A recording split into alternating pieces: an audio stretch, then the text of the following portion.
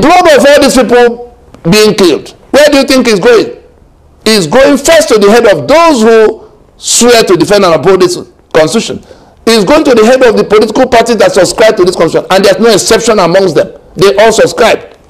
It's going to the head of the church leaders that ask people to go and get PVC to vote under this constitution when we invited them to pull back so that we can go to transition. And so those interrogatories are still there. Nigeria is not going anywhere forward.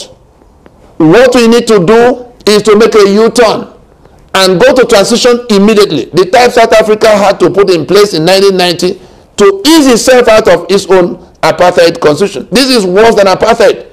In apartheid, there was rule of law. The lawyers in the land that are saying no rule of law, or even the candidates and political parties that say, oh, I will uphold the rule of law when I come. Under which constitution are you going to uphold the rule of law?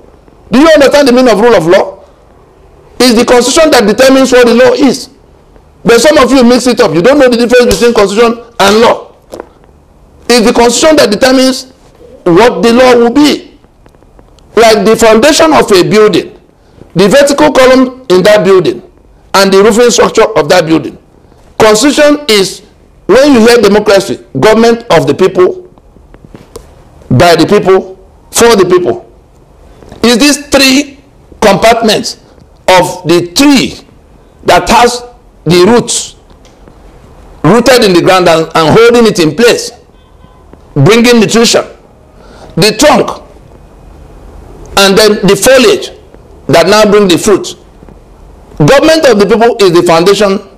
That's the constitution. The people are the people decide the ultimate rules. That's what is documented. That we the people have solemnly resolved. Therefore, we write constitution. That is the foundation of your democracy. Then, by the people means according to what you have dictated as to how people can emerge to become president, to become governor, to become senator, to become anything that will go to government house. Even the matter of appointing them, who can verify them, who can, the kind of hearing that happens in the Senate when they bring their nomination. So these are all the things you already dictated in that constitution. So that is what defines the politics. Who will win? PDP, APC, INEC, requirement. When you are done with all of that, you have processed the people you predetermined in terms of what they have to satisfy, where they have to come from. They get to government house.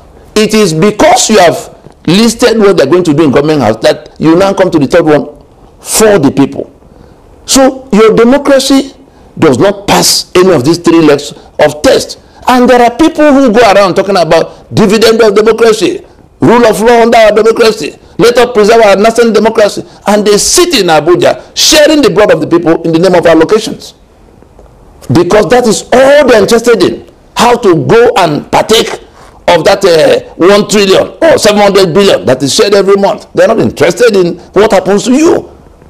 They are now living in seclusion, away from where you can reach.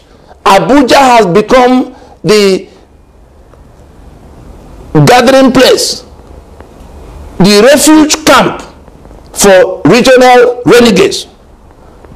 Abuja has become the refuge camp for regional renegades. Go and look at all the people in the National Assembly. See where they're coming from. Look at the governors that messed up their state to no end. They are all senators in the place. They never return from the place. Once they go there, they hang in there.